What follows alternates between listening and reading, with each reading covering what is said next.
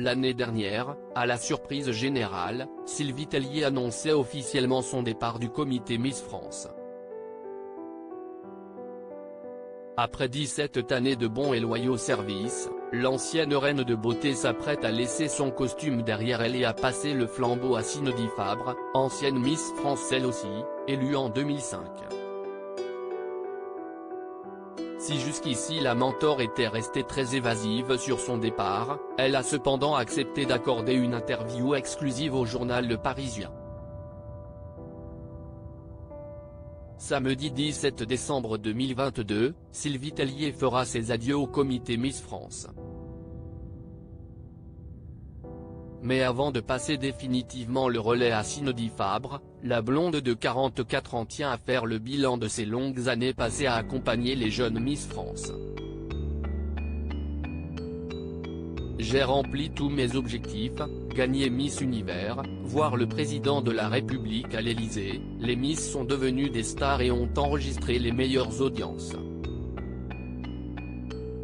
Dans d'autres circonstances, je ne serais peut-être pas partie. Mais là, j'ai 44 ans et les femmes ont le droit à plusieurs vies, a-t-elle déclaré dans les colonnes du Parisien. Des désaccords assumés. Il faut dire aussi que les derniers bouleversements concernant les règles de participation au prestigieux concours n'ont pas su convaincre la mère de famille. Si estime ma décision. Je n'étais pas d'accord sur le changement de règles, par exemple, les mères de famille sont autorisées, tout comme les tatouages, note de la rédaction, et je me suis pris une claque en début d'année avec la mort de Jean-Pierre Pernaut. Il faisait partie de mon équipe et cela a été mon guide.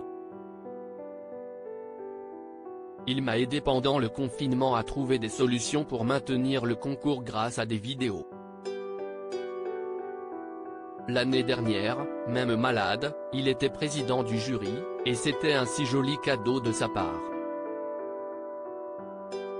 Sans lui, Miss France ne sera plus jamais pareille, a-t-elle déploré avec tristesse.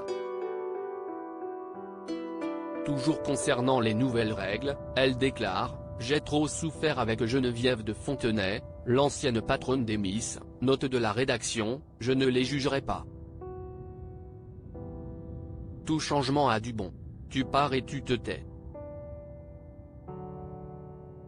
Concernant sa brouille avec Alexia Laroche-Joubert lors de la conférence de presse, Sylvie Tellier déclare « J'ai trouvé cela super qu'elle reconnaisse une erreur de sémantique en disant que je ne produisais pas l'émission, alors que j'avais un regard artistique. » À midi ce jour-là, on déjeunait ensemble.